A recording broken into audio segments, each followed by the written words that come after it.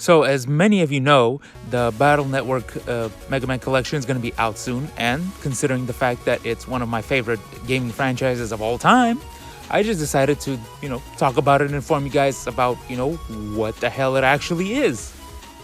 So, if you guys don't know what Mega Man is, basically, this guy who looks like Santa Claus, his name is Dr. Light, by the way, decided to build himself a robot named Mega Man. And then his rival, called Dr. Wily, who is basically a German scientist, decided to build like a bunch of robots to cause destruction in the world. And then Mega Man goes off, murders those 8 robots, or 6, depending on the game. And then he proceeds to beat up Dr. Wily's big-ass doomsday machine thingy, and then, rinse and repeat 11 more times. Right? And then after that, there's a whole bunch of like spin-offs, like you have Mega Man X, Mega Man Zero, ZX, friggin' Legends, and like 18 different other franchises.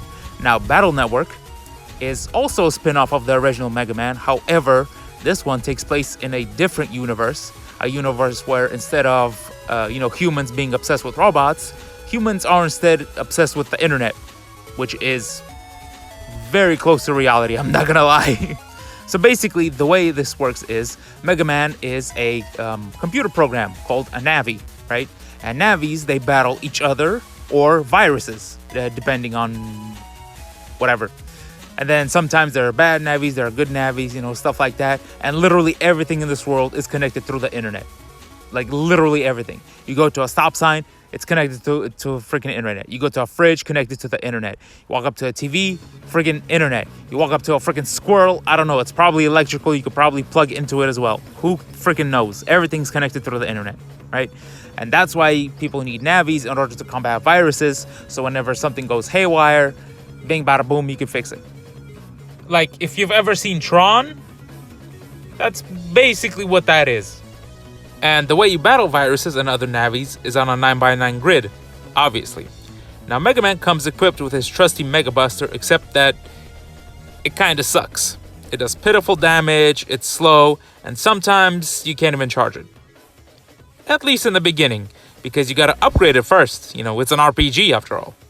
And then by the end of the game, it tears through enemies like a wet paper bag. It is stupid how powerful it is. Now, while your Mega Buster still sucks in the beginning of the game, you can rely on something called chips. Chips are moves, abilities, and weapons that Lan, that's Mega Man's operator, gives to Mega Man to help him out. They range from anything you can think of, like weapons such as swords, guns, bombs, whatever.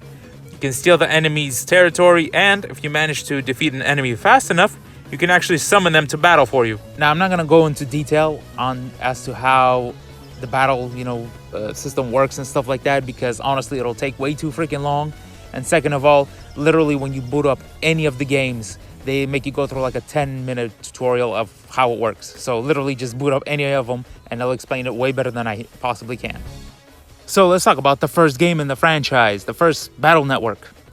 It sucks. Don't play it. It is a terrible game, and honestly, just start with literally any other of the games except for the first one, because you're gonna get a very bad interpretation of what the games are. I would honestly suggest that you skip the first one and go straight to Battle Network 2, because the first one, yeah, it's okay. I mean, it's fine. It's very basic. It honestly feels like the creators, they're just like throwing crap at the wall to see what sticks. Like, it definitely feels like it's the first game in the series. So that's why I recommend that you start with the second one and not the first one. And honestly, there's nothing much that you're gonna miss. I mean, the games themselves are pretty much standalone, right? So you can play any of them in any order, except for 2 and 3. Those ones I recommend that you play in order. But other than that, you could play any of the other games by themselves.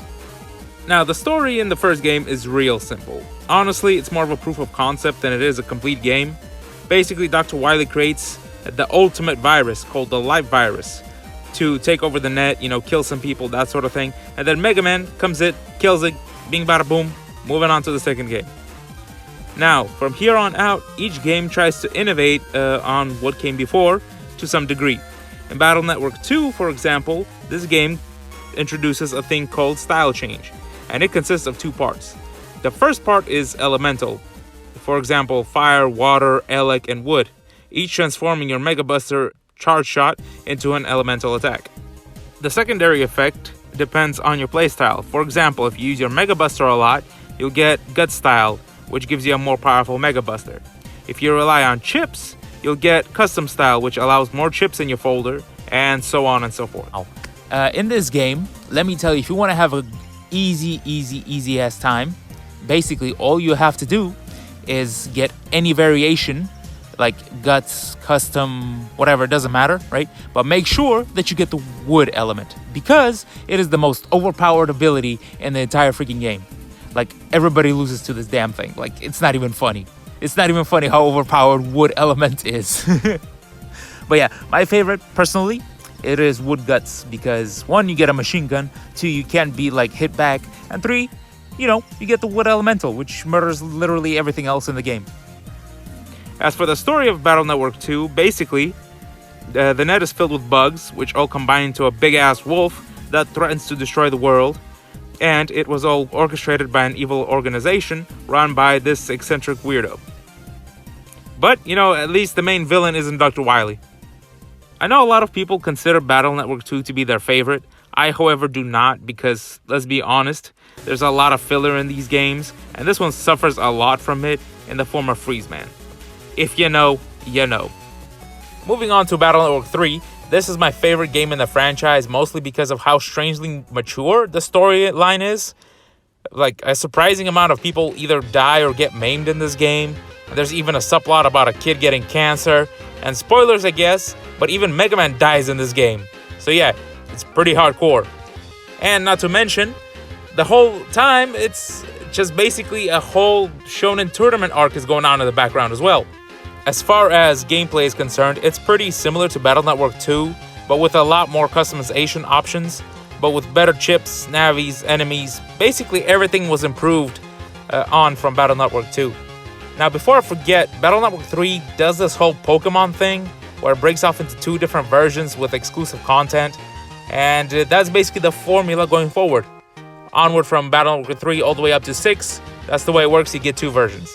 However, this doesn't really apply for Battle Network 3 because the 2 versions, blue and white, are practically identical, but I think the blue version is the definitive one, so honestly, just go with that one.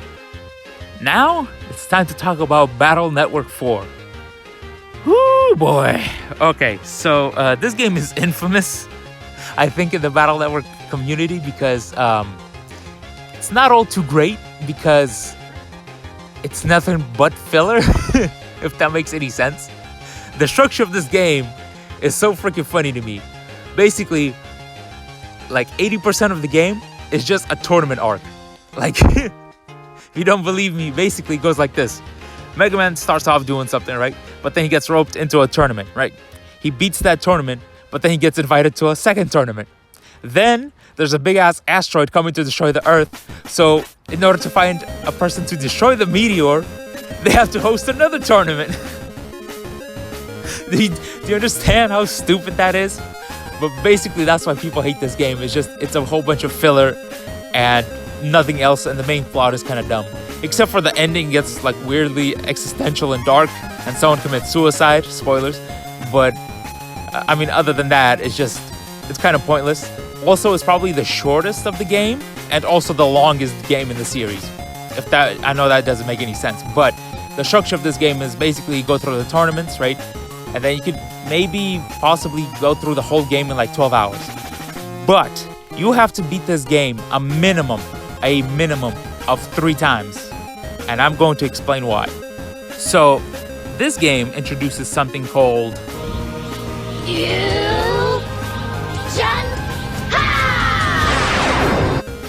basically, Megaman can just go up and fuse with whoever he beats the crap out of or creates a connection with. And the reason you need to play this game 3 different times is because the game limits you on how many people you can fuse with each different time. So the first time you play this game, you can only fuse with 3 different characters. The second time, 2, and the third time is the last Navi that you can fuse with. That's why you need to play this game 3 different freaking times, and it is annoying as crap. Like, seriously, it is so damn dumb. And also, this is where the Pokemon, splitting Mega Man into 2 versions kind of starts to make a little bit more sense, because you have Blue Moon and Red Sun. Now in Blue Moon, you have 6 navies that you can fuse with, right?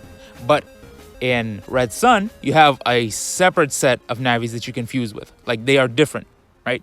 The overall plot, I guess, stays the exact same, but the navies you fuse with, the abilities that you get, stuff like that, they are different in this game. So, I mean, depending on which version, right? Which navies you think look cooler, or which abilities you want to have, stuff like that. It doesn't really matter which version you play. Like I said before, honestly, just go ahead and have a good time if, you want to play this game. If you don't, well, who cares? Anyway, now we're moving on to Battle Network 5. Now, this one is a little different. Now, it keeps the same fusion system as the last game, right? You get 6 navies, blah, blah, blah, blah, blah. Except this time, you don't need to play the same exact game 3 different times. You could just play it once, because the plot in this one is actually pretty impressive. Now then, the main gimmick of this game is liberation missions. Now, what this means is that basically, if you like Battle Network but you want it to be a little bit more strategic, well, this is the game for you, baby. Basically, the villains take over the internet and then you need to save it area by area. That's basically the whole gimmick of this game. Now, unlike the last game, which you could play any of them in any order, doesn't matter. This one, it does kind of have a canon and non-canon game, sort of. I mean, technically, you could still play both of these games, and it won't really matter that much. But Team Protoman is technically the non-canon version, and Team Colonel is the canon version. And honestly, it makes a little bit more sense. And honestly, I would recommend that you play Team Colonel because, spoilers, but he also appears in the 6th game as well. So, yeah, I mean, just go with that one. And also, just between us, I think Team Colonel has the better navies. There, I said it, and I don't really care. Anyway, moving on to the 6th game. Now, this game, I would say, is probably the easiest out of all of them because, honestly, Megaman is so damn overpowered in this game, it is ridiculous. Now, the main reason why is because he basically goes beast mode. I mean, that's pretty much it. Like, this man goes straight up Super Saiyan and decides to just murderize literally everybody. And not only can you fuse with the navies, you can also combine your navi fusions with beast mode to make you just stupidly overpowered in this game. Like, it's not even funny. Like, yeah.